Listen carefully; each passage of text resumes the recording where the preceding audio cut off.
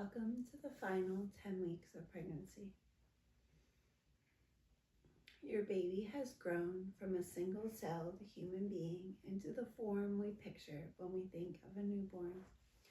Every tiny detail is already created at the 30-week mark, and only the refining details are left, along with the weight gain necessary, and a few inches of length to be added. Your sweet baby is approximately 3.5 pounds at this point and around 16 inches in length. What a 30-week journey this has been, and it will only be a few more weeks now until your baby will be laid in your arms for the first time. This is an incredible time where time feels both long and short as we wait for that debut of love.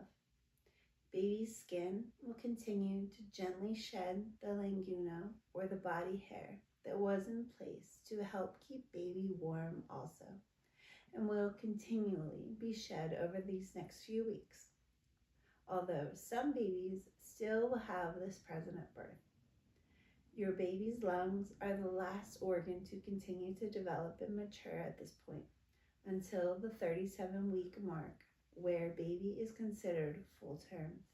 Their bones are also continuing to harden now, but mostly baby is just eating, moving, and sleeping.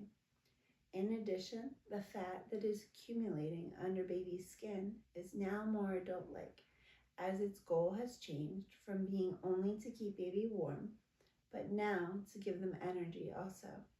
This fat is now called white fat, where before in early pregnancy it was considered brown fat. Also, your baby's bone marrow has now completely taken over the production of the red blood cells, leaving the spleen to take a partial rest, to just focus on its main job now of storing blood and making blood cells in order to fight off the germs. Finally, baby's brain is starting to change its surface appearance to become that wrinkly surface that you may remember from high school science class. These convolutions, as they are termed, help the brain hold even more brain cells as this expansion occurs. Don't fret if you also notice some of the early pregnancy symptoms reappearing, like having to frequently use the bathroom.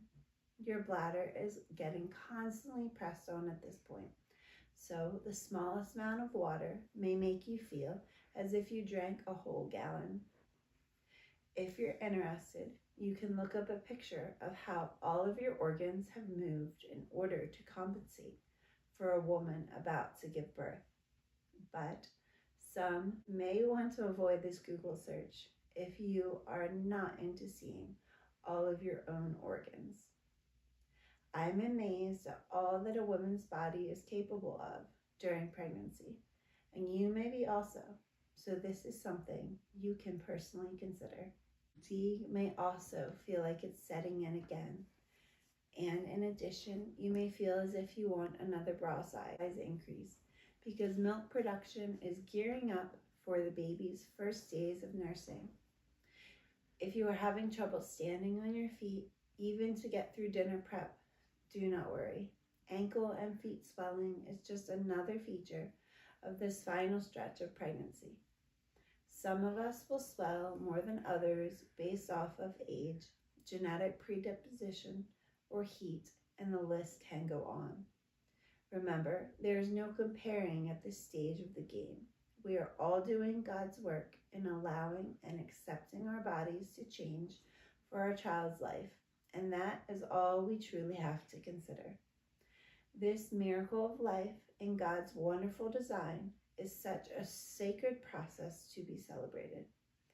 Do your absolute best, despite your struggles, to rejoice in this time, rather than complain about the process. We are called to humbly accept this process as part of our union of marriage. Yes, we are able to admit our struggles to those close to us, but we must be aware not to make our struggles the only thing that leaves our lips. One way that we can show our humility as women during this time and during every Mass is something that seems to have been lost over the last 75 years following Vatican II, and that is the act of veiling in front of God.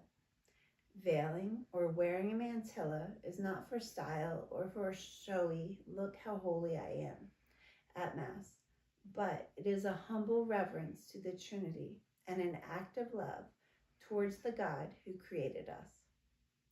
Veiling also does not have to be an old and shabby veil placed upon the head either. There are many options to consider that will fit both your personality and color to either follow the church calendar or your own personal preference. When we think about the act of veiling, we also may want to consider why Mary chose to veil constantly throughout her life of being pregnant and carrying Jesus as a young child to him being a grown man, because she humbly was constantly in the presence of God. And as we consider this and choose to follow our Heavenly Mother, we may want to emulate her example.